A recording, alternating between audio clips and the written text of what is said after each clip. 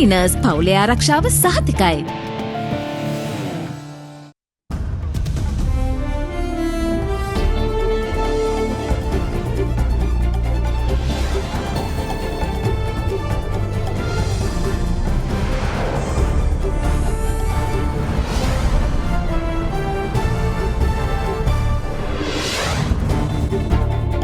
අද 2021 ජූනි 9 බදාදා සිරස්තල උකුස්සා හෙළිකළ ගාල්ලේ අයතා එන්නත් කරණයට මුල් වූ සෞඛ්‍ය ලොක්කන්ට වැඩවරදී දෙදෙනෙකුට ස්ථානමාරු ගැබිනි මව්වරුන්ටත් කොවිඩ් එන්නතදීම ඇරඹේ නාන කාමරයකින් හමු වූ කොවිඩ් එන්නත් තොගයක් නිසා වතුපිටිවල රෝහල කැළඹේ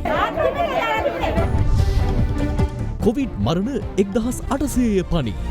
රජයේ කොවිඩ් සංඛ්‍යාලේඛන ගැන වෛද්‍යවරුන්ට සැකයක්. මේ සම්බන්ධව වසංගත නිවාරණ ඒකකය මගින් වඩාත් පැහැදිලි කිරීමක් කරන්න ඕන. විශ්‍රාම ගිය හෙදහෙදියන් අවශ්‍යතා මත සේවයට ගන්නයි අගමැතිගෙන් උපදෙස්.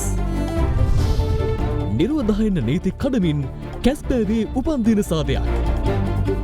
සංචරණ සීමා මැද සිදු කළ දැව ජාවාරම්භක තතු හෙළිවේ. රූගත කිරීමට ගිය වාර්තාකරුට පොලිසියෙන් තර්ජන. සජිත් සමග ඉදිරි ගමන ගැන ඔහුගේ හැසිරීම මත තීරණය කරන බව පාටලීගෙන් දැඩි ප්‍රකාශයක්. එතුමාගේ හැසිරීම සහ අනික් කාරණා විසින් ඉතිරි කාරණා අනාගතයේ තීරණය කරයි. පක්ෂය තුළ කුමන්ත්‍රණය නොකළ බවත් කියයි. Close Up Ever Fresh Toothpaste. පැය 12ක් දක්වා නැවුම් මෝමක පහස අත්විඳින්න. From Ada Derana, this is Ada Derana Prime Time with Kushani Fernando and Kalindu Karuna Rada. Live from Studio 24 in Colombo. අයිබෝවන් ඔබ අදත් එක්වන්නේ ශ්‍රී ලංකාවේ අංක එකේ සහ විශ්වසනීයම පුවත් විකාශය අද දෙරණ 6:55 සමගින්. ගාල්ලේ සිදු වූ අයථා එන්නත්කරණය පිළිබඳ සෞඛ්‍ය අමාත්‍යාංශය සිදු කළ මූලික පරීක්ෂණයේ ප්‍රතිඵලයක් ලෙස ගාල්ල ප්‍රාදේශීය සෞඛ්‍ය සේවා අධ්‍යක්ෂවරයා හා ප්‍රාදේශීය වසංගත රෝග අධ්‍යක්ෂවරයා වහාම එම තනතුරු වලින් ඉවත් කර ස්ථානමාරුවීම් ලබා දී තිබෙනවා. ඒකුත් 7 වෙනිදා අද දෙරණ උකුස්සා රට හමුවේ කළ අනාවරණයේ ප්‍රතිඵලයක් ලෙසයි.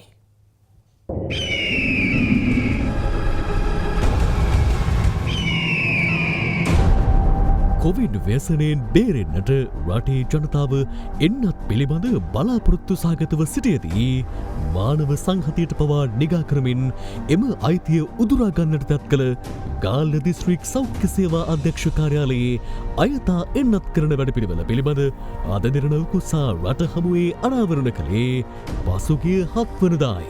එහිදී අනාවරණ වූයේ සංචරණ සීමා පවා නොතකමින් කොළඹින් විශාල පිරිසක් පැමිණ කොවිෂීල්ඩ් එන්නතේ දෙවැනි මාත්‍රාව ලබාගත් බවයි. පළවෙනි කොහෙද ගැහුවේ? ගහන එක ඇත්තම කොළඹින් ගහගත්තා. තීන එකද? නෑ කොවිෂීල්ඩ් එක. කොවිෂීල්ඩ් එක. හේදිද ගැහුවේ? කොළඹ ගැහුවේ. උකුස්සාගේ මෙම අනාවරණය නිසා ඒ පිළිබඳ රට පුරා මත වූ දැඩි ආන්දෝලනයක් සමග පැය 24ක් ගතවන්නටත් පෙර ඒ පිළිබඳ විශේෂ විමර්ශනයක් ආරම්භ කිරීමට සෞඛ්‍ය අමාත්‍යාංශය පියවර ගත්තා. ඊයේ පැවති මාධ්‍ය හමුවලදී මෙන්ම පාර්ලිමේන්තුවේදීද මෙම අයථා වැඩපිළිවෙල හා අද දෙරණ උකුස්සා අනාවරණය පිළිබඳ අදහස් පළ වුණා. දෙරණ රූපවාහිනියේ උකුස්සා වැඩසටහන මගින් අප දැක්කා ගාල්ල ප්‍රදේශයේ එන්නත් ලබා දීම පිළිබඳව යම් කරුණක් මතු කළා.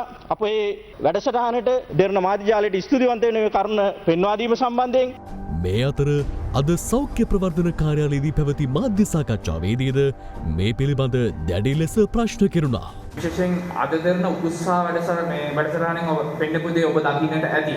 කොහොමද මේ ගාල්ල දිස්ත්‍රික්කයේ පළවෙනි වටේ බෙදන්නේ විදින්නේ නැතුව කොවිෂීල්ඩ් එන්නත දෙවනි වටේ විදින්නේ කොහොමද? අපි දන්නවා ඒ එන්නත් ඒ ප්‍රදේශයට යවුවා මොකද සෞඛ්‍ය සේවකීන්ට සහ ඒ වගේම ෆ්‍රන්ට් ලයින් සේවකීන් සඳහා. එතකොට ඒක මේ දෙවනි වටේ විදින්න කියලා දෙයවුවේ පළවෙනි වටේ විදින්න කියලා දෙයවුවේ. දෙවනි වටයක් විදින්නේ නැහැ නේද? සෞඛ්‍ය සේවකීන්ටත් දෙවනි වටයක් අපි දුන්නා. අද දෙරණ උකුස්සායකේ පැහැදිලිව කියනවා බස්නාහිර පළාතේ කට්ටිය එතෙන්ට ඇවිල්ලා බෙහෙත විදවගෙන කියලා පැහැදිලිව පෙන්눔 කරලා දෙනවා. ඒක නම් අපි දන්නවනේ. අපි මේ පිළිබඳව දැන් ඒක කොහොමද වෙන්නේ ડોක්ටර්? මොකද විශේෂ සංචාරණ සීමා කඩාගෙන ඉදින්ට ගිහිල්ලා ඒ සියල්ල තමයි දැන් ඒකට විමර්ශනයක් කරලා ඒ අවශ්‍ය කරන තොරතුරු ඉදිරියේදී අපිට දැනගන්න ලැබේ. විශේෂයෙන් මෙහෙමයි ડોක්ටර් මේ කියන්නේ පැහැදිලිව අපි දකිනවා මේක එතන ඉන්න අධ්‍යක්ෂකවරයා ගිනම් පස්සට ගත්ත දූරාවලියේ ওই කොනක ඔබතුමත් ඉන්නවනේ එතකොට බස්නාහිර පළාතේ කට්ටියක් ගිහලා එතෙන්ට බෙහෙත ගහනවා. යම් තැන්වලදී ඔබතුමල්ලාගේම තැන්වලදී ඔප්පු වෙනවා සල්ලි වලට මේ බෙහෙත ගහනවා කියලා. වාර්තා වෙනවයි කියනවා මිසක් ඔප්පු වෙලා කියන කාරණාව. ඔබතුමත් ඇතුළුව මේ යම් කොනක මේ සෞඛ්‍ය බලධාරීන් ඉන්නවා කියලා. හිතුමතේ මේක වෙන්නේ නැහනේ. ඔව් ඒක ඔබතුමාට සම්පූර්ණ අයිතියක් තියෙනවා. ඒ කියන්නේ ඒ විදිහට තීරණයකට එන්න. නමුත් මේ පිළිබඳව විධිමත් විමර්ශනයකින් පසුව ඒ අත නැත්ත తত্ত্বය අපිට දැනගන්න. ඔබතුමා පැහැදිලිව පිළිගන්නවද සෞඛ්‍ය අංශ වලින් යම්කිසි වැරද්දක් වෙලා තියෙනවා කියලා ඔය ගාල්ලේ සිදුවීම සම්බන්ධයෙන්? වැරද්දක් වෙලා කියලා මම පිළිගන්නේ නැහැ. මොකද පැහැදිලිනේ ડોක්ටර් බස්නාහිර පළාතේ කට්ටිය ගිහිල්ලා එතන බෙහෙත විදගත්තා. ඉතින් ඒක විදගත්තාද කියන එක බව එළිවන තෙක් අපිට මෙතෙන්දී පොදුවේ ඒ විදිහට චෝදනා ඉදිරිපත් කරන එක මම හිතන්නේ යෝග්‍ය නැහැ. ඒකට ඔය සිද්ධියේම සම්බන්ධව දැන් පළාත් සෞඛ්‍ය අධ්‍යක්ෂකවරු ඉන්නවා, ගාල්ල අධ්‍යක්ෂකවරු ඉන්නවා. එතුමාලා බැලලා ඉන්නවා ඔබතුමාලා සමග දැන් මේ ලේකම්වරයාට මේ තොරතුරු විශ්ලේෂණය කරනවා දැන් පෙන්වා දීම සඳහා. ඒතකොට මේ කටයුත්තේ සිදු කෙරුණු නැත්නම් මේ සේවය වෙන්නේ. අවශ්‍ය තොරතුරු ලැබුණාම ඒකට සාධක තියෙනවා නම් ඒ අනුව කටයුතු කරන්න වෙනවා. ඒ කියන්නේ දැනුම් දීමක් කරලා නැහැ කියලා ඔබ පිළිගන්නවද? ඒ කියන්නේ දැනුම් දීමක් කරලා නැහැ කියලා පිළිගන්න අපිට තාම මේ විමර්ශනයෙන් අපිට කරුණු ලැබිලා නැහැ නේ. මෙවන් පසුබිමක අද පස්වරුවේ ගාල්ල ප්‍රාදේශීය සෞඛ්‍ය සේවා අධ්‍යක්ෂවරයා සහ ප්‍රාදේශීය වසංගතොරක අධ්‍යක්ෂවරයා වහාම ක්‍රියාත්මක වන පරිදි එම තනතුරු වලින් ඉවත් කර ස්ථාන මාරුවීම් ලබා දී තිබෙනවා. ඒ උකුස්සා අනාවරණයෙන් පසු සෞඛ්‍ය අමාත්‍යාංශය මගින් සිදු කළ මූලික පරීක්ෂණයේ ප්‍රතිඵලයක් ලෙසයි සෞඛ්‍ය අමාත්‍යාංශය පැවසුවේ අද දෙරණ උකුස්සාගේ මෙම අනාවරණයට අදාළව පරීක්ෂණ කටයුතු තවදුරටත් ක්‍රියාත්මක බවයි. මෙරට එන්නත් කරනේ විනිවිධ භාවය පිළිබඳ ජනතා විශ්වාසය පළුදු කරන මෙවැනි සිදුවීම්වලට රුකුල් දෙන නිලධාරීන්ට නීතිය ක්‍රියාත්මක වන තෙක් සහ ජනතාවට සාධාරණය ඉටුවන තෙක් අද දෙරණ උකුස්සා අවධානයෙන්.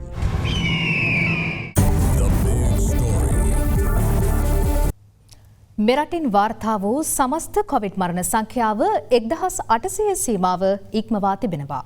ඒ තවත් කෝවිඩ් මරණ 54ක් සෞඛ්‍ය සේවා අධ්‍යක්ෂ ජෙනරාල්වරයා ඊයේ තහවුරු කිරීමත් සමගයි. රජය එකවර තහවුරු කළ වැඩිම කොවිඩ් මරණ සංඛ්‍යාවද මෙයයි.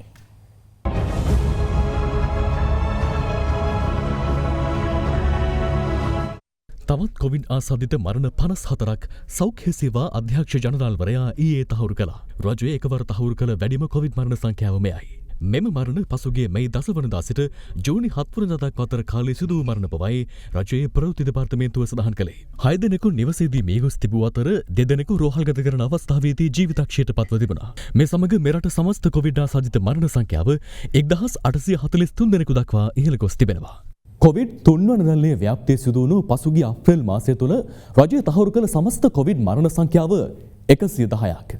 ඉන් පස්සේ කොවිඩ් මරණවල ශීඝ්‍ර වර්ධනයක් පෙන්නුම් කරපු මැයි මාසය තුළ රජය තහවුරු කළ සමස්ත කොවිඩ් මරණ සංඛ්‍යාව 806ක් දක්වා ඉහළ ගියා. ජුනි මාසයේ දැනට ගෙවී තිබෙන්නේ දින 8ක් විතරයි. ඒත් එම දින 8 තුළ කොවිඩ් මරණ 359ක් රජය තහවුරු කර තිබෙනවා. ඒ මාසවල තහවුරු කළ මුළු කොවිඩ් මරණ සංඛ්‍යාව ඒ මාසයේ දින ගණනට සාපේක්ෂව දෛනික සාමාන්‍යගේ කොච්චරක්ද කියලා අපි විමසලා බැලුවා. මේ අනුව අප්‍රේල් මාසය තුළ කොවිඩ් මරණවල දෛනික සාමාන්‍යගේ පැවතියේ 4ක් විදිහට. මැයි මාසය තුළ කොවිඩ් මරණවල දෛනික සාමාන්‍යගේ 26ක් දක්වා වර්ධනය වෙලා තිබුණා. කෙසේ වෙතත් ජුනි මාසයේ දැනට ගෙවී තිබෙන දින 8ට සාපේක්ෂව ගත්තොත් කොවිඩ් මරණවල දෛනික සාමාන්‍යගේ පවතින්නේ 44ක් වගේ ඉහළාගේකයි. දිස්ත්‍රික්ක 25න්ම කොවිඩ් ආසාදිතයන් 2682 දෙනෙකු ඊයේ වාර්තා වුණා. කොළඹින් 602ක්, ගම්පහින් 434ක්, කුරුණෑගලින් 270ක්, මඩකලපුවෙන් 222ක් සහ සෙසු දිස්ත්‍රික්ක 21න් ආසාදිතයන් 1109 දෙනෙකු වාර්තා වී තිබෙනවා. නාවලපිටිය සෞඛ්‍ය වෛද්‍ය නිලධාරී බල ප්‍රදේශයේ පුද්ගලයන් 60 දෙනෙකුට සිදු කළ PCR පරීක්ෂණ වලින් 41 දෙනෙකු කොවිඩ් ආසාදිතයන් ලෙස හඳුනාගෙන තිබෙන අතර ඉන් 7 දෙනෙකුම එකම පවුලේ සමාජිකයින් වෙනවා. පහුගිය සතියට සාපේක්ෂව රෝගීන්ගේ සුළු වැඩිවීමකුත් මරණ 128කින් විතර වැඩිවීමක් තමයි පෙන්වුම් කරන්නේ. හැමම අඩු වෙන පැත්තට ගිහිලා නැහැ. එතකොට සංචාරන සීමා තව දික් කරන්න වෙයිද? ඒක රජය තීන්දුව කරන්න වෙයි 14 වෙනිදා වෙනකන් දීර්ඝ කරලා තියෙනවා රජය. ඉතින් ඒ වෙනකොට දත්ත දිහා බලලා තීන්දුවක් ගන්න. එතකොට රට මේ වගේ තත්යකට පත් කළා තැයි මේ කොවිඩ් අඩු නොවුනේ. මේ ලොක්ඩවුන් කරන්න කලින් විස බීජ ඇතුළු වුණා නම් සති 14ක් දක්වා ඒ බෝ වෙන්න පුළුවන්. ඉතින් ඒ රෝගීන් තමයි අපි තාම දකින්නේ. මොකද තාම සති දෙකයි රට වහලා. ඒ නිසා ඉදිරි සතියක් එක්ක යනකොට ඉදිරි තව සතියකින් විතර අපි බලමු දත්ත දිහා. අද තවත් කොවිඩ් ආසාදිතයන් 2173 දෙනෙකු හඳුනාගත් බව යුද හමුදාපති ජෙනරාල් ශවේන්ද්‍ර සිල්වා මහතා සඳහන් කළා. ඒ අනුව මේ දක්වා මෙරටින් වාර්තා වූ සමස්ත ආසාදිතයන් ගණන 2,12,834ක් දක්වා ඉහළ ගොස් තිබෙනවා. ඉන් 1,80,427 දෙනෙකු ප්‍රතිකාර සහ නිරෝධායන කාල සීමාව අවසන් කර ඇති නමුත් තවදුරටත් සක්‍රීය ආසාදිතයන් ගණන 30,564ක්. ජූනි මාසේ 6 වෙනිදා සක්‍රීය රෝගීන්ගේ සංඛ්‍යාව විදිහට 36,333ක් තමයි හඳුන්වලා දීලා තියෙන්නේ කොවිඩ් රෝගීන් ලංකාවේ ඉන්නවා කියලා. හැබැයි ඔබ පරීක්ෂා කරලා බැලුවොත් ජූනි 7 වෙනිදා. 7 වෙනිදාන් පස්සේ බැලුවොත් සක්‍රීය රෝගීන් ඉන්නේ 31,145යි. වසංගත රෝග නිවාරණ ඒකකයේ ඇතුළු ප්‍රකාශයට පත් කර තියෙන දත්ත. රෝගීන් සංඛ්‍යාවේ 5,016ක් අඩු වෙලා තියෙනවා.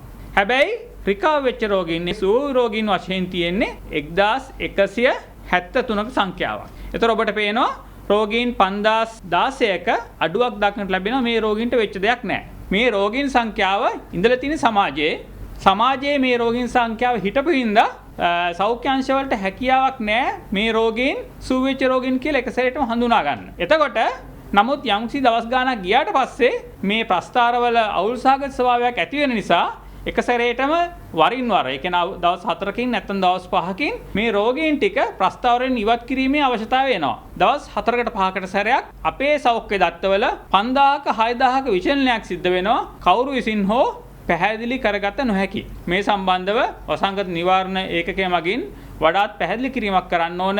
දවස් 5කට 6කට සැරයක් ලෙඩ්ඩු 5000ක් 6000කට මේ වෙන්නේ මොකද්ද කියලා. චීනය නිෂ්පාදිත තවත් සයිනෝෆාම් එන්නත් මාත්‍රා ලක්ෂ 10ක් අද උදෑසන දිවෙනට රැගෙන තිබෙනවා. මෙම තොගයත් සමග මේ දක්වා මෙරටට හිමි වූ සයිනෝෆාම් එන්නත් මාත්‍රා සමස්ත ගණන ලක්ෂ 31ක් බවයි රාජ්‍ය අමාත්‍ය මහාචාර්ය ජයසුමර මහතා ප්‍රකාශ කළේ. සයිනෝෆාම් පළමු මාත්‍රාව පුද්ගලයන් 43454 දෙනෙකුට ඊයේ ලබා දීමත් සමග සයිනෝෆාම් එන්නතේ එක් මාත්‍රාවක් හෝ ලබාගත් සමස්ත පුද්ගලයන් ගණන දසලක්ෂ 33028ක් දක්වා ඉහළ ගොස් තිබෙනවා. සයිනෝෆාම් දෙවන මාත්‍රාව ලබා දීම අද කිරුළපනදී සිදු කෙරුණා. ඒ සියලු දෙනාටම අපි SMS පණිවිඩයක් ඊයේ දින වෙනකොට යවලා තිබ්බා. හෙට දිනේ ඉඳලා වැඩිපුර ස්ටේෂන් එකක් දාලා තියෙනවා සුගතදාස එලිමහන් ක්‍රීඩාංගණේ. SMS නොලැබුණ හෝ යම් හේකින් Taman එන්නත් ලබාගත් සානියටම යන්න අපහසුතාවයක් තියෙනවා නේද? ඒ කියන්නේ ගිය මාසේ හෙට දිනේ එන්නත් ලබාගත් කට්ටියට සුගතදාස ක්‍රීඩාංගණයටත් ගිහිල්ලා එන්නත් ලබා ගන්න පුළුවන්. කොවිශීල්ඩ් හා ස්පුට්නික් එන්නත් මාත්‍රාද ඇතුළුව කිසියම් හෝ කොවිඩ් මර්ධන එන්නතක එක් මාත්‍රාවක් හෝ ලබාගත් සමස්ත පුද්ගලයන් ගණන 20,23,256ක්. දියවැඩියාව අදරුදර පීඩනය සහ පිළිකා වැනි බොහෝ නොවන රෝග හේතුවෙන් විවිධ සංකලතාවට මුහුණ පෑමේ අවදානමක් සහිත වයස අවුරුදු 35ට වැඩි ගැබිනිමවරුන් සඳහා පළමු වරට කොවිඩ් මර්ධන එන්නත් ලබා දීම අද ආරම්භ වුණා. සයිනෝෆාම් එන්නතේ පළමු මාත්‍රාව මෙලෙස ලබා දීම සිදු වුණේ පිළියන්දල සෞඛ්‍ය වෛද්‍ය නිලධාරී කාර්යාලයේදී සහ කොළඹ කාසල් වීදී කාන්තාරෝහලේදී. හැමතිස්සෙම බලන්න ඕන අත්‍යවශ්‍යම කණ්ඩායමට ඉස්සෙල්ලාම එන්නත් ටික ලබා දෙන්න. ඒතර මෙම රෝගයට වැළඳුනාම මෙම අවදානම් සාධක තියෙන මව්වරුන් අතර තමයි විශේෂයෙන්ම අපි දකින්නේ සංකුලතාවයන් සහ මරණ ඇතිවීමේ වැඩි ප්‍රවණතාවයක් තියෙන විදියට. ඉතින් එබැවින් මේ මව්වරුන් තමයි අපි ප්‍රථම වටේට තෝරාගන්නේ. දැන් සයිනෝෆාම් එන්නත සඳහා පමණක්ද මේ වෙදියට අනුමැතිය ලැබිලා තින්නේ ගර්භණී මාතාවන්ට දෙන්න නැත්නම් අනිත් එන්නත් වර්ගත් ඒ සඳහා ආරක්ෂිතද? සයිනෝෆාම් එන්නත අපිට WHO එකෙන් දැන් ලෝක සෞඛ්‍ය සංවිධානය විසින් අනුමැතිය ලැබිලා තියෙනවා ගර්භණී මව්වරුන්ට නිර්දේශ කරන්න පුළුවන් කියලා. එක්කම ගර්භණී භාවයට පත් වෙන්න අපේක්ෂා කරන අය ඉන්නවා. මේ අය අතරත් තියෙනවා මේ එන්නත ලබා ගත්තොත් යම් කිසි ආකාරයක ප්‍රශ්නයක් වෙයිද? කිරි ලබා දෙන මව්වරුන්ට තියෙනවා මේ එන්නත ලබාගෙන බිලිඳාට කිරි ලබා දුන්නොත් එයින් බිලිඳාට හානියක් වෙයිද? ඒකට උත්තරේ තමයි එහෙම ප්‍රශ්නයක් වෙන්නේ නැහැ. මේ අතර කොළඹ ජාතික රෝහල ඇතුළු දිවයිනපුර රෝහල් රසක හෙද පරිපූරක අතුරු වෛද්‍ය සහ කනිෂ්ඨ කාර්ය මණ්ඩල සමාජිකින් අද උදෑසන 8 සිට දහවල් 12 දක්වා සංකේත වැඩවර්ජනයක නිරත වුණා. ඒකාබද්ධ සෞඛ්‍ය සේවක සංගමය සඳහන් කළේ දෙවසරකට වැඩි අනියම් සහ ආදේශක සේවකීන් ස්ථිර කිරීම, කොවිඩ් අවදානම් දීමනාවක් ලබා දීම, අතිකාල දීමනාව ඉහළ නැංවීම ඇතුළු ඉල්ලීම් 5ක් මුල් කරගනිමින් මෙම වෘත්තීය ක්‍රියාමාර්ගය සිදු කළ බවයි. මේ අතර හෙද සේවයේ පවතින ගැටලු සාකච්ඡා කිරීම සඳහා රාජ්‍ය සේවා එක්සත් හෙද සංගමයේ සභාපති පූජ්‍ය මුරුත්තෙට්ටුවේ ආනන්ද නාහිමියන් කළ ඉල්ලීමකට අනුව විශේෂ සාකච්ඡාවක් අද අරලිගහ මන්දිරයේදී අග්‍රාමාත්‍ය මහින්ද රාජපක්ෂ මහතාගේ ප්‍රධානත්වයෙන් පැවැත්වුණා. විශ්‍රාම ගිය හෙදහෙදියන් අවශ්‍යතාව අනුව කොන්ත්‍රාත් පදනම මත නැවත සේවයට බඳවා ගන්නා ලෙස අග්‍රාමාත්‍ය මහින්ද රාජපක්ෂ මහතා මෙහිදී සෞඛ්‍ය අමාත්‍ය පවිත්‍රා වන්‍යාරච්චි මහත්මියට උපදෙස් ලබා දී තිබෙනවා. පුහුණු කට්ටිය විශ්‍රාම යනෝනේ දැන් හැටෙන්නේ විශ්‍රාම යන්නේ. කොන්ත්‍රාත් පදනමවත් යටතේ ගැන එකටියක් ගන්න කියලා දැන් ඔය ඊයේ පෙරිලා විශ්‍රාම ගියේ. දැන්වීමක් දාලා රේඩියෝ එකෙත් කියන්න ටීවී එකෙත් දාන්න.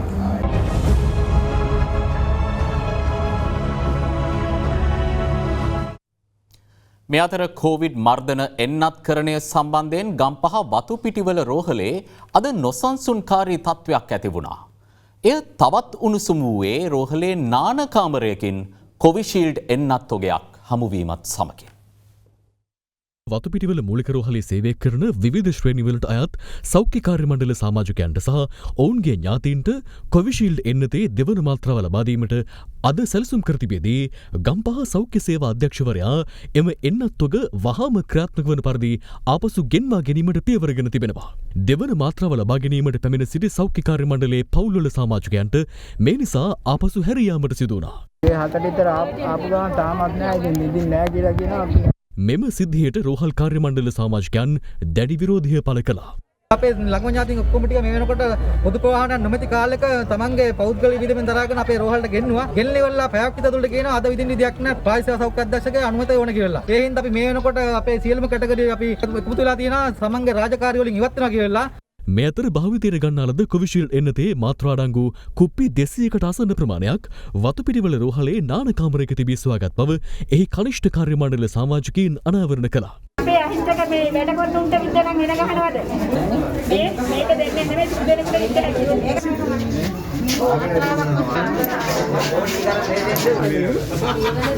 මේ පිළිබඳ අප වතුපිටිවල රෝහලින් විමසීමක් කළා. ඒවා පළමු එන්නත් මාත්‍රාව ලබාදීමේදී එක් කුප්පයකින් දස දෙනෙකුට ලබා දුන් පසුව ඉතිරි වූ කොටස් බවත් තවත් සම්පූර්ණ එන්නත් කුප්පි දෙකක් ප්‍රවාහනයේදී නියමිත තාක්ෂණික කාරණා සම්පූර්ණ නොවීම හේතුවෙන් ඉතිරි වූ ඒවා බවත් එම රෝහලේ ප්‍රකාශකයා සඳහන් කළා. පසුගිය මාර්තු මාස පළමු මාත්‍රාව ලබා දීමෙන් පසු ඉතිරි වූ මෙම එන්නත් කුප්පි විනාශ කිරීම සඳහා ගබඩා කර තිබූ ඒවා බවත් මේ පිළිබඳව සෞඛ්‍ය අමාත්‍යාංශයට ලිඛිතව දැනුම් දුන් බවද ඔහු වැඩිදුරටත් සඳහන් කළා. සංචරණ සීමා පැවතියද සියලු ආර්ථික මධ්‍යස්ථාන එළබෙන 12 සහ 13 වනදා තොග වෙළඳාම සඳහා පමණක් විවෘතව තැබීමට රජය තීරණය කර තිබෙනවා. මේ අතර කොළඹට ඇතුළු වන රථවාහන සඳහා හඳුන්වා දුන් වර්ණ ස්ටිකර් ඇලවීමේ වැඩපිළිවෙල ක්‍රියාත්මක වන ආකාරයක් අදත් දක්නට ලැබුණේ නැහැ. සංචලන සීමා ක්‍රියාත්මක වන අද දිනේදී පසුගිය දින කිහිපයට සාපේක්ෂව කොළඹට ඇතුළු වන වාහනවල යම් අඩුවීමක් දක්නට ලැබුණා. මේ කොළඹ නගරයට පිවිසෙන ප්‍රධාන පිවිසුම් කිහිපයක අද උදෑසන තත්ත්වයයි.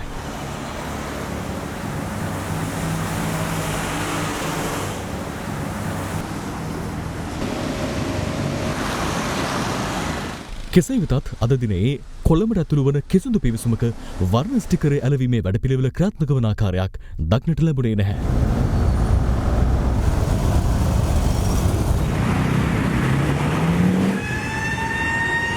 ඊයේ එළිවෙත් නෑ අද එළිවෙත් නෑ ඒක. කිසිම මේ චෙක් කිරීමක් කරන්නේ නෑ. ඊයේ කරෙත් නෑ අද කරන්නේත් නෑ. මේ විදිහට ඉන්න ගමන් ආයෙ චෙක් කරලා බලන්න ඕනේ. නැත්නම් හොර වැඩ අරමයක් කරනවා.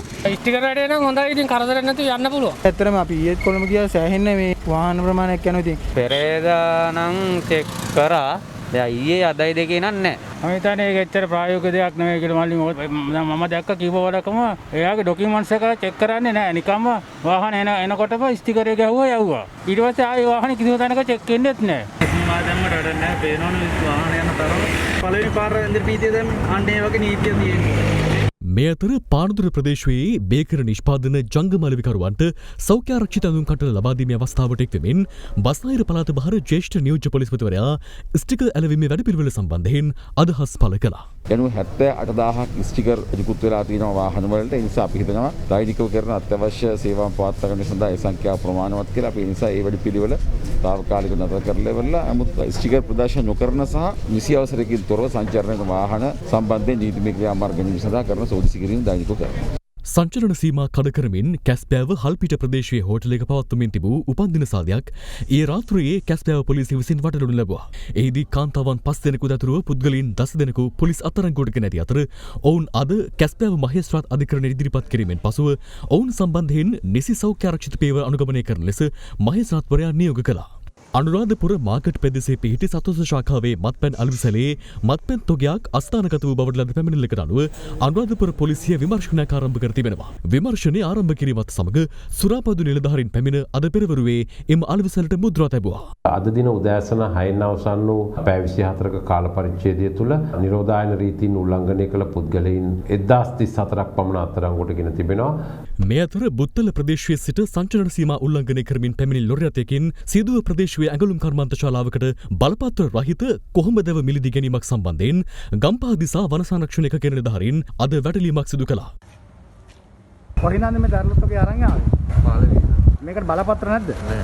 එතකොට ඔය චෙක් පොයින්ට් එකකින්වත් අහුන්නේ නැද්ද මේ බලපත්‍ර අරන් එද්දි? එච්චර දර වෙනකොට තිබුණේ නෑ. එම අවස්ථාවේ හිපැමිණි සීදුව පොලිස් නිලධාරීන් සහ තවත් පුද්ගලයෙකු සිදුවීම පටිගත කරමින් සිටි අද දින ප්‍රාදේශීය වාර්තාකරුවාට බාධා කරනු ලැබුවේ මෙලෙසින්.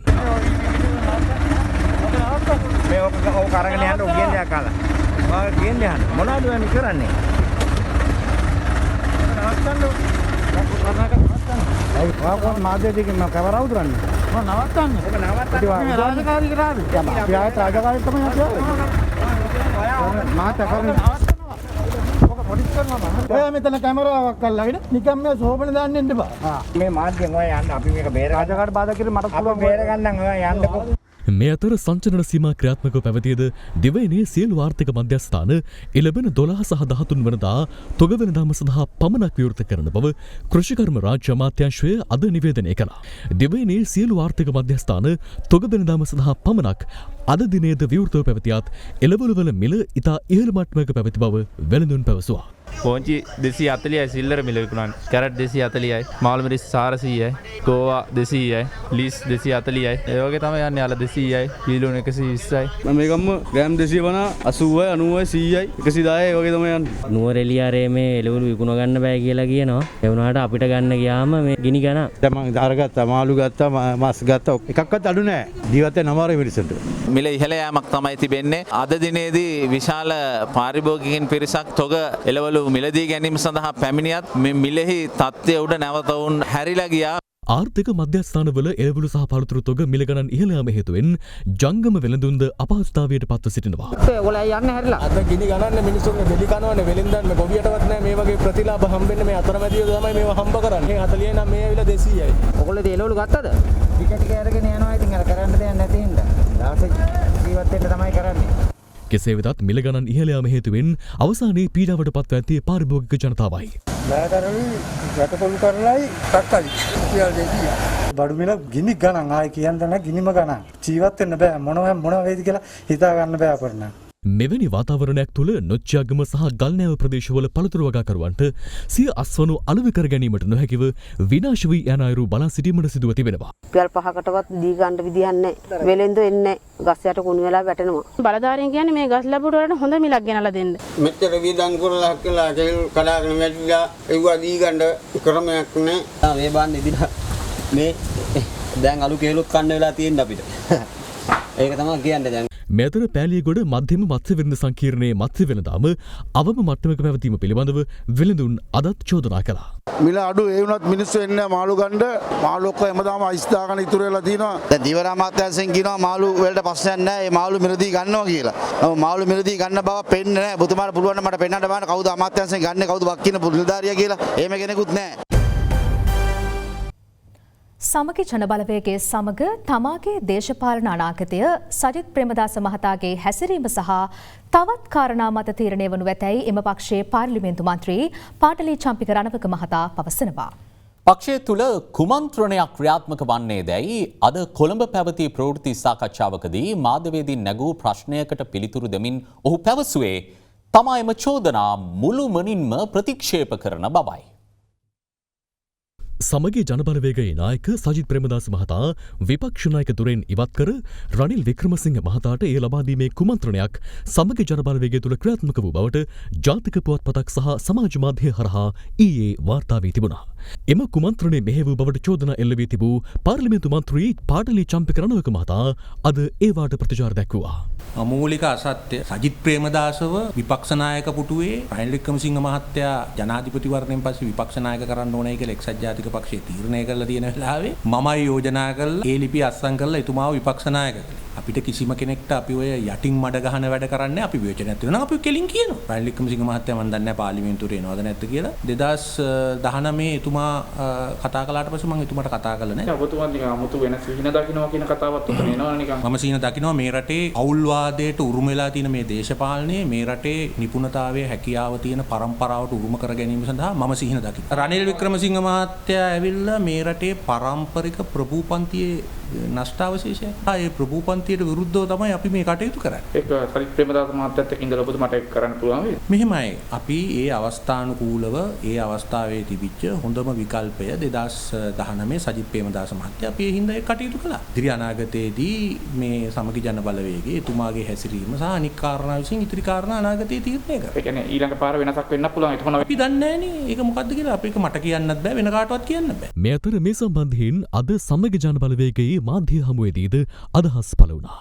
රනිල් වික්‍රමසිංහ මහත්තයා පාර්ලිමේන්තුවට එනවා කියලා වැඩියෙන්ම උදම් මැනුවේ ඊයේ පාර්ලිමේන්තුවේ මහින්දානන්ද අලුත්ගමගේ මහතා. අපිට තියෙන ප්‍රශ්නේ ඒකයි. අපි කියනවා යෝජනා කරනවා අපි රනිල් වික්‍රමසිංහ මහත්තයා ආණ්ඩුවට අරන් එතුමා බොහොම රාජතාන්ත්‍රික සම්බන්ධතා තියෙන බොහොම බලපොරොන්දු දේශපාලඥයෙක්. එතුමාගේ සහාය ආණ්ඩුවට ගත්තට අපේ කිසිම ප්‍රශ්නයක් නැහැ. අපේ විපක්ෂයේ පාර්ලිමේන්තු කණ්ඩායම නම් එක පයින් එකා වගේ ඉන්නවා. අපේ විපක්ෂ කණ්ඩායමක් විදිහට සජිත් ප්‍රේමදාස මැතිතුමත් එක්ක රසායනික පොහොර ආනයනය තහනම් කිරීමට රජය තීරණය කිරීමත් සමග වගාවන් සිදු කිරීමට නොහැකිව තමන් දැඩි අසීරුතාවකට පත්වති බවට දෙවෙනි ප්‍රදේශ බොහෝමයක වී තේ එළවලු ගොවීන් රැසක් අදත් මැසිවිලි නගනවා. කෙසේ වෙතත් නව තාක්ෂණය යොදා ගනිමින් මෙරට තුළ සම්පූර්ණයෙන් කාබනිකව ගොවිතැන් කිරීමේ හැකියාව පවතින බවයි රජයේ වෛද්‍ය නිලධාරීන්ගේ සංගමේ සභාපති විශේෂඥ වෛද්‍ය අනුරුද්ධ පාතිනී මහතා පවසන්නේ. කාබනික පොහොර භාවිතය ව්‍යාප්ත කිරීම සඳහා රසායනික පොහොර ආනයනය තහනම් කිරීමට රජය තීරණය කිරීමත් සමග ප්‍රදේශ රසයක ගොවීන් දැඩි අසීරුතාවයට පත්ව සිටිනවා. අනුරාධපුර නොච්චියාගම ලිඳවැව රූකඩ ප්‍රදේශයේ වී ගොවීන් මෙම තත්වයෙන් දැඩිව පීඩාවට පත්ව ඇති පිරිසක්.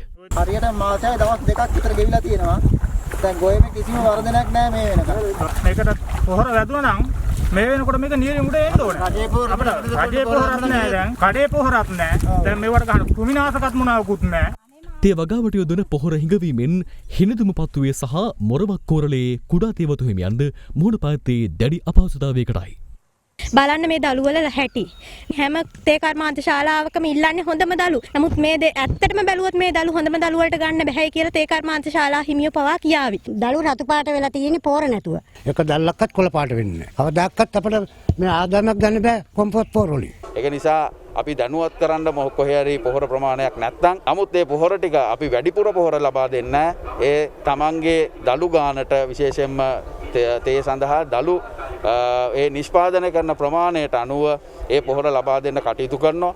රසායනික පොහොර නොමැතිකමින් පොළොන්නරුව ඇරහැර බටුහේන ගගේ අය ප්‍රදේශයේ ලොකු ලුණු ගොවීන්ද දැඩි පීඩාවට පත්ව සිටිනවා. ලුණු ගෙඩියක් මේ තරම් ලොකු වෙන්න පොහොර කොච්චර අපි යොදන්න ඕනද? යොදන්න අපිට පොහොරටයක්වත් නැහැ. කාබනික පොහොර දාලා අපි කවදාවත් කරලත් නැහැ. කරන්න පුරුද්දකුත් නැහැ. අපි ඕක කල්ැතු එහෙමනම් කියන්න ඕනේ. මාත් තියන්නේ මේ හිටපු ගාම පොහොර නැහැ. මෙවන් තත්වයක් තුළ කෘත්‍රිම පොහොර හිඟයක් මවාපාමින් රජයේ සහනාධාර පොහොර සංගවා වැඩි මිලට අලෙවි කළ වෙළඳසැල් වැටලීමට මාතලේ පාරිභෝගික සේවා නිලධාරීන් අද මෙහෙයුමක් ක්‍රියාත්මක කළා. අන්න යටත් තියෙන මේවා ඒකට. ඔයා පොහොර වැඩියෙන් 3000ට වික්කා කියන එකට සාහිත්‍ය තියෙනවා. රැයටකමත් විකුණලා තියෙනවා පොහොර. දඹුල්ල ගලේවිල ප්‍රදේශයේ වෙන ස්ථාන දෙකක තිබූ පොහොර පාලන මිලට ගොවීන්ට නිකුත් කිරීමට පසුව එම නිලධාරීන් පියවර ගත්තා. පවතින පොහොර ගැටලුව සම්බන්ධයෙන් අදත් මාධ්‍ය හමු කිහිපයකදීම අදහස් පළ වුණා. සාධනීය තීන්දුවක් තමයි ජනාධිපතිවරයා ගත්තේ. තීන්දුව සම්බන්ධව පරිසරවේදීන් සහ පරිසර ක්‍රියාකාරකින් මේ රටේ මහ ජනතාව සම්පූර්ණ ජනාධිපතිවරයාත් එක්ක හිත ගන්නවා. මුළු ලංකාවෙම කසල කාබනික ද්‍රව්‍ය පරිවර්තනය කළත් අවුරුද්දකට ටොන් ලක්ෂයකට වැඩිය හදන්න බෑ. නමුත් ටොන් ලක්ෂ 200ක් 250ක් ඕන වෙනවා මේ රටේ කාබනික පොහොරෙන් පමණක් අපි මේ ගොවිතැන කරන්න යනවා. මේක කිසිසේත්ම ළඟා කරගත නොහැකි දෙයක්. ජනාධිපතිතුමාම ප්‍රකාශයට පත් කරලා තිබ්බා ප්‍රස්තවාදයට එරෙහිව සටනට නායකත්වයේ දුන්න රජයකට මේ අභියෝගය ජයගත හැකි කියන එක. එදා මහින්ද රාජපක්ෂ ජනාධිපතිතුමාගේ රජය ඒ සම්බන්ධයෙන් කටයුතු කරපු ආකාරය මේ වසවිසෙන් තොර ගොවිතැන්ට රට යොමු කිරීමේදීත් අපිට ආදර්ශයක් වෙනවා කියන එක තමයි අපේ අදහස. සැලසුම් සහගත ආකාරයකට ඒ අභියෝගයට මුහුණ දී ජයගත යුතු බව, ඒ සඳහා සැලසුම් සකස් කළ යුතු බව, ඒ සඳහා රටම පෙළගැසිය යුතු බව තමයි අපේ අදහස. මේ කාබනික ගොවිතැන කියන එක පිළිබඳ අපේ මේ ඉන්න සමහර කෘෂිකර්මාන්ත නිලධාරීන් ඉගෙනගෙන නැහැ. ඒ අය දන්නේ නැහැ ඒක ගැන. ඒතකොට ඒක ගැන අද ලෝකේ දියුණු වෙලා තියෙන. ඒතකොට කාබනික ගොවිතැන දියුණු කරන අර නයිට්‍රජන් ප්‍රමාණය ෆික්ස් කරලා වැඩි කිරීම සඳහා තියෙනවා අද තාක්ෂණ. ඒක නිසා බටහිර කාබනික ගොවිතැන කියන එක ඉගෙන ගත්ත අයගේ තාක්ෂණය අපි මේ රටට ගන්න අවශ්‍යයි. ඒ තාක්ෂණ ගැනීම සඳහා අපි නිහතමානී වෙන්න අවශ්‍යයි. මේ කෘෂිකර්මාන්තයන්සේ සමහර නිලධාරීන් දන්නේත් නැහැ, දන්න කෙනකින් අහන්න ලෑස්තිත් නැහැ. අනිත් එක ඒ අය සමහර පිරිස් මේ කියන කෘෂි රසායන සමාගම් වලින් පැහැදිලිවම යැපෙනවා. මම හිතන්නේ මේකට අවශ්‍ය සියලුම සම්පත් අපේ රටේ තියෙනවා. විද්‍යාඥයෝ අපිත් එක්ක ඉන්නවා. මේක බැරි දෙයක් නෙමෙයි. මේක කරන්න පුළුවන් දෙයක්. කාලගුණය කොහොම වුණත් රයිනෝ නම් වහලට සේෆ් තමයි මුළු ගෙදරම. දැන් තවත් පුවත් කිහිපයක්. දිස්ත්‍රික්ක 10කට බලපෑ අධික වර්ෂාව නිසා ඇති වූ ආපදා තත්ත්වය හමුවේ අද වන විට පවුල් 43890ක 1,72,132 දෙනෙකු විපතට පත්ව සිටිනවා. මේ අතර ආපදා තත්ත්වය හේතුවෙන් පාසල් පෙළ පොත් විනාශ වූ දරුවන් වෙත එම පොත් යළි ලබා දීමට අධ්‍යාපන අමාත්‍යාංශය තීරණය කර තිබෙනවා. ඔබගේ දරුවාගේ පෙළ පොත් වලට හානියක් වෙලා තියෙනවා නම් තමාගේ පාසලේ විදුහල්පතිතුමා ඔතුමිය මගින් අධ්‍යාපන අමාත්‍යාංශයට දැනුම් දෙන්න. එවට නැවත අලුතෙන් පොත් ලබා දීම සඳහා වැඩසටහනක් අපි ක්‍රියාත්මක කරන්නට බලාපොරොත්තු වෙනවා. ජනාධිපති ලේකම් කාර්යාලය ඇතුළු රජය ආයතනවල වෙබ් අඩවිවලට සයිබර් ප්‍රහාරයක් එල්ල වී ඇති බවට සමාජ මාධ්‍ය ඔස්සේ අසත්‍ය ප්‍රචාරයක් සිදු කළේ අත්අඩංගුවට පත් ශ්‍රී ලංකා තොරතුරු තාක්ෂණ සංගමයේ සභාපති යසිරු කුරුවිටගේ නමැත්තා රුපියල් ලක්ෂයක පුද්ගලික ඇපයක් මත මුදා හැරියා. කොළඹ ප්‍රධාන මහේස්ත්‍රාත් බුද්ධික සීරාගල මහතා ඇප නියෝගය ප්‍රකාශයට පත් කිරීමෙන් පසුව විවෘතාධිකරණය සඳහන් කළේ භාෂණයේ නිදහස උපයෝගී කරගනිමින් අසත්‍ය සහ මහජනයා නොමග යවන සුළු ප්‍රකාශ කිරීමට හැකියාවක් නොමැති බවයි. එක්ස්ප්‍රස් පර්ල් නෞකාවෙන් මුහුදට එක් වූ රසායනික අපද්‍රව්‍ය ගොඩගැසීමෙන් අපවිත්‍රව ඇති පමුණුගම වෙරළ තීරයේ සරක්කුව ප්‍රදේශයේ පිරිසිදු කිරීමේ කටයුතු අදත් සිදු කෙරුණා. වෙරළ තීරයේ අපද්‍රව්‍ය පහසුවෙන් වෙන් කළ හැකි යන්ත්‍රයක් නිර්මාණය කළ නව නිපැයම්කරුවෙකුගේ සහායද පවිත්‍රතා කටයුතු සඳහා අද ලැබී තිබුණා. මනුසත් දෙරණ ඩයලොග් සහන ක්‍රියාන්විතයේ 23 වැනි දිනය අදයි. අයහපත් කාලගුණෙන් පීඩාවට පත් ජනතාවට සහන සැලසීම වෙනුවෙන් අදත් එය වෙන්වුණා. මනුසත් දෙරණ ඩයලොග් විශේෂ සහන ක්‍රියාන්විතයේ 23 වන දිනය අදයි.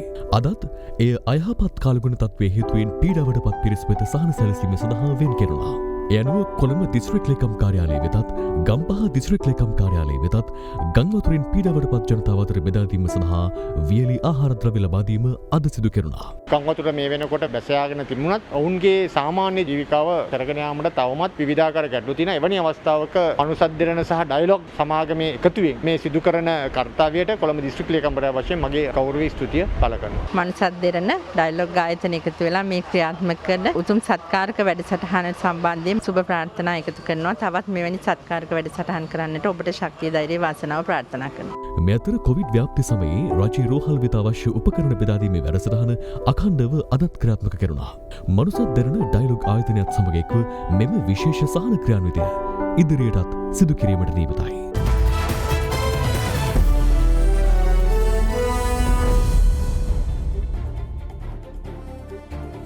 එක්දින සහ 20/20 ශ්‍රේණිගත කිරීම්වල ඉදිරියෙන් සිටින එංගලන්ත කණ්ඩායමට නවක ක්‍රීඩකින් සමග එක්ව අභියෝගයක් ලබා දීමට බලාපොරොත්තු වන බව ශ්‍රී ලංකා නායක කුසල් ජනිත් පෙරේරා පවසනවා. අදාළවම එංගලන්ත තරග සංචාරය සඳහා පිටත්ව යාමට පෙර ඔහු මේ බව සඳහන් කළා. කුසල් ජනිත් පෙරේරාගේ නායකත්වයේ යටතේ ක්‍රීඩකයන් 24 දෙනෙකු මෙම තරගාවලියට සහභාගී වීම සඳහා අද අලුයම එංගලන්තය බලා පිටත්ව ගියා. ජං ගෲප් එකක් ඉන්නේ නමුත් ගොඩක් හොඳ ප්ලේයර්ස්ලා ඉන්නවා. ඉතින් මේ අවස්ථාවේදී ඒගොල්ලෝ ගොඩක් උඩ රෑන්ක් එකක ඉන්නේ. ඉතින් අපි අව탁සේරු කරන්නේ මොකද ඒගොල්ලෝ ගොඩක් ජේෂ්ඨ ප්ලේයර්ස්ලා ඉන්නවා. අපි බලන්නේ කොහොමද තරගාවලිය හොඳට වුන්ට අභියෝගයක් වෙන්න සෙල්ලම් කරන්න කියන දේ. එංගලන්ත තරග සංචාරයේදී ශ්‍රී ලංකාව 20 තරග තුනකට සහ එක්දින තරග තුනකට සහභාගී වීමට නියමිතයි. දෙරට අතර පළමු 20 තරගය ජූනි 23 වෙනිදා ආරම්භ වෙනවා. ඒත් සමගින් අපගේ ප්‍රධාන පුවත් විකාශය නිමාවට පත්. සුවදායි රාත්‍රියක්.